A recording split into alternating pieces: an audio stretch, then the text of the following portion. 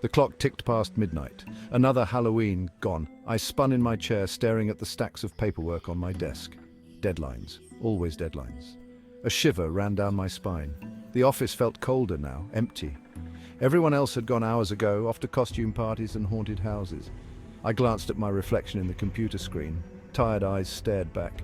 I was in no mood for Halloween this year. Time to go home. Outside, a thick fog had rolled in, swallowing the city in an eerie silence. Streetlights cast pools of pale yellow in the swirling mist. I started my car, the engine a comforting rumble in the quiet. The radio crackled with static. Even the airwaves felt deserted tonight. Driving home, I could barely see the road ahead. The fog was getting thicker, clinging to the car like a shroud.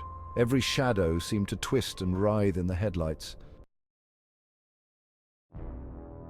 Then I saw her. A lone figure standing by the side of the road, bathed in the pale glow of the moon. The night was eerily quiet, the only sound being the soft rustle of leaves in the gentle breeze. Young, maybe 10 or 11, with long dark hair that cascaded down her back like a waterfall of shadows. She was dressed in a long white dress, soaked through, clinging to her thin frame. The dress looked old-fashioned, almost like something out of a different era, adding to the surreal atmosphere of the scene. My heart skipped a beat. I couldn't believe my eyes. It was as if I had stepped into a ghost story, the kind you hear around campfires. What was a child doing out here, alone at this hour? The question echoed in my mind, mingling with the growing sense of unease that gripped me, especially on a night like this. The fog was thick, swirling around her like a shroud, and the full moon cast an otherworldly glow over everything. I slowed the car, rolling down the window. The air was cold, and I could see my breath misting in front of me. "Are you okay?" I called out, my voice tight with concern. The words seemed to hang in the air, heavy with the weight of the moment. She turned her head slowly, her eyes meeting mine. There was something in her gaze, something that sent a chill down my spine.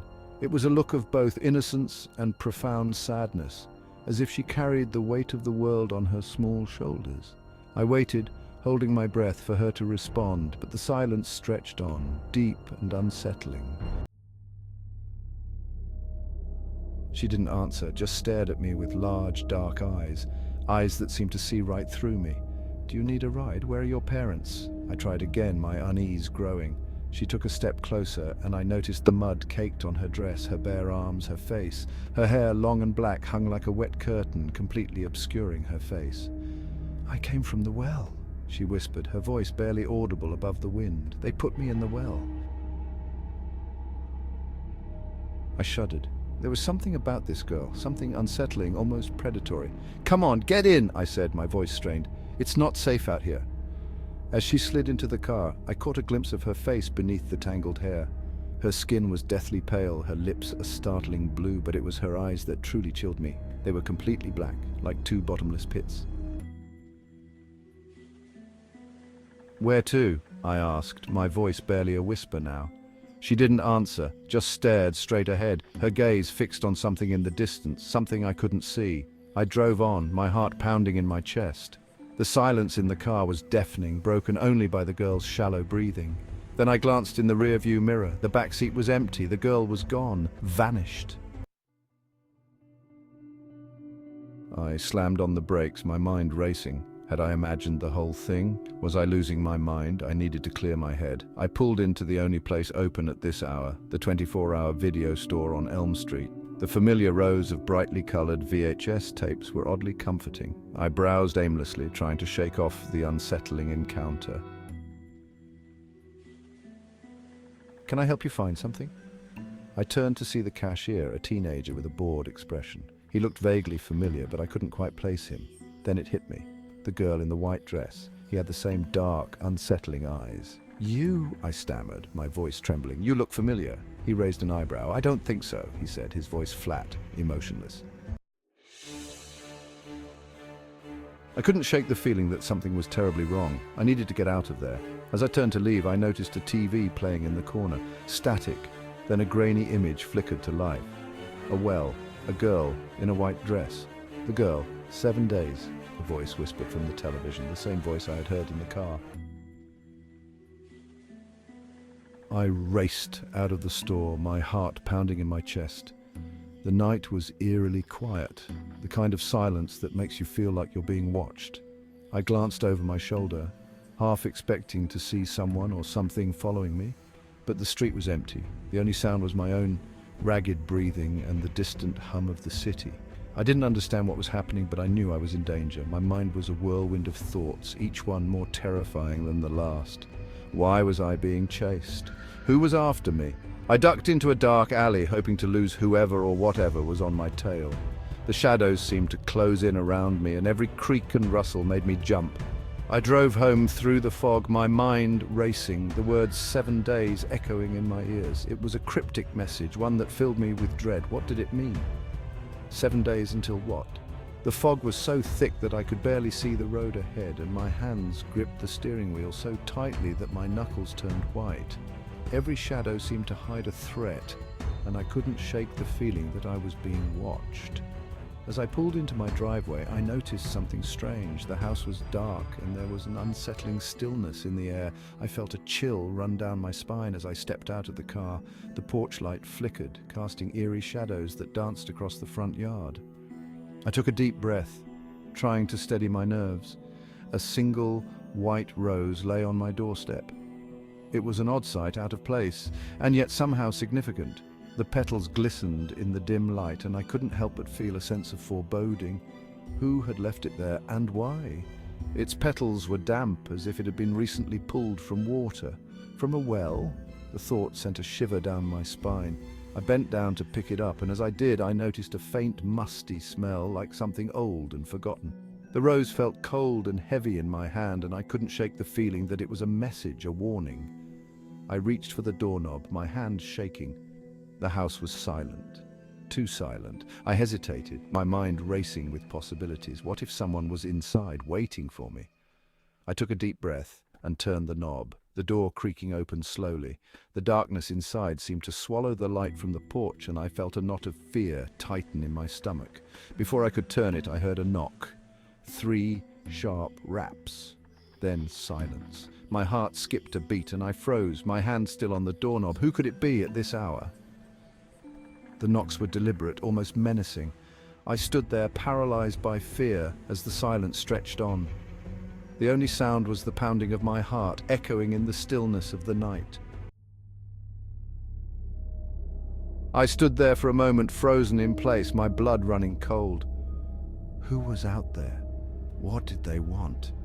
My mind raced with possibilities, each more terrifying than the last. The silence was deafening, broken only by the sound of my own heartbeat pounding in my ears. I felt a chill run down my spine, as if the very air around me had turned to ice. I knew I had to move, but my legs felt like they were made of lead. Slowly I opened the door. The creak of the hinges echoed through the empty house, sending shivers down my spine. I held my breath, straining to hear any sound that might indicate someone was there. The darkness beyond the door seemed to stretch on forever, an abyss that threatened to swallow me whole. But there was no one there. The porch was empty, the night silent. Except for the distant chirping of crickets, I stepped outside, the cool night air brushing against my skin, and looked around. The street was deserted, the houses dark and lifeless. It was as if the world had been abandoned, leaving me alone in this eerie silence. Just the empty street and the swirling fog. The fog seemed to move with a life of its own, twisting and turning in the moonlight. It was thick, almost tangible, and it obscured everything beyond a few feet. I felt a sense of unease, as if something was watching me from within the mist. I couldn't shake the feeling that I was being watched, that unseen eyes were following my every move. I stepped back inside, slamming the door shut behind me. My heart was racing, my hands trembling as I turned the lock. I leaned against the door, trying to catch my breath, but the fear wouldn't let go. It clung to me, a cold, suffocating presence that refused to be ignored. As I turned the lock, I caught a glimpse of my reflection in the hall mirror. My face was pale, almost ghostly, and my eyes were wide with fear. I barely recognized myself. The person staring back at me looked like a stranger, someone lost and terrified. My face was pale, my eyes wide with fear. I could see the terror etched into every line, every shadow. It was a face that had seen something it couldn't understand, something that defied explanation. I felt a shiver run through me as I realized just how scared I really was. And behind me, reflected in the glass, I saw her. She was standing there, silent and still, her eyes locked onto mine. It was as if she was waiting for something, some signal or sign. Her presence was both terrifying and mesmerizing, a ghostly figure that seemed to belong to another world. The girl in the white dress, she looked so out of place, so ethereal. Her dress was old-fashioned, almost Victorian, and it flowed around her like a shroud. She seemed to glow with an otherworldly light, a beacon in the darkness. I couldn't look away, even though every instinct screamed at me to run. Her long black hair obscured her face, but I could see her eyes, those black, bottomless pits staring at me. They were like windows into another world, a world of darkness and despair. I felt a chill run through me as I met her gaze, a sense of dread that seemed to seep into my very soul. I spun around, but there was nothing there. The hallway was empty, the shadows deep and impenetrable. I felt a sense of relief, but it was short-lived. The fear was still there, lurking just beneath the surface, waiting to pounce. Just the empty hallway and the sound of my own ragged breathing. I was imagining things. It had to be my mind playing tricks on me, conjuring up images from my worst nightmares. But the fear was real, and it clung to me like a second skin. It was just a nightmare. It had to be. I tried to convince myself that it was all in my head, that I was just tired and stressed. But the images wouldn't fade, and the fear wouldn't let go. It was as if the nightmare had followed me into the waking world, a shadow that refused to be banished. But as I stared at my reflection in the mirror, I couldn't shake the feeling that this was only the beginning. The fear was still there, lurking in the shadows, waiting for its chance to strike. I knew that I couldn't escape it, that it would follow me wherever I went. And as I looked into my own eyes, I realized that the nightmare was far from over. It was just beginning.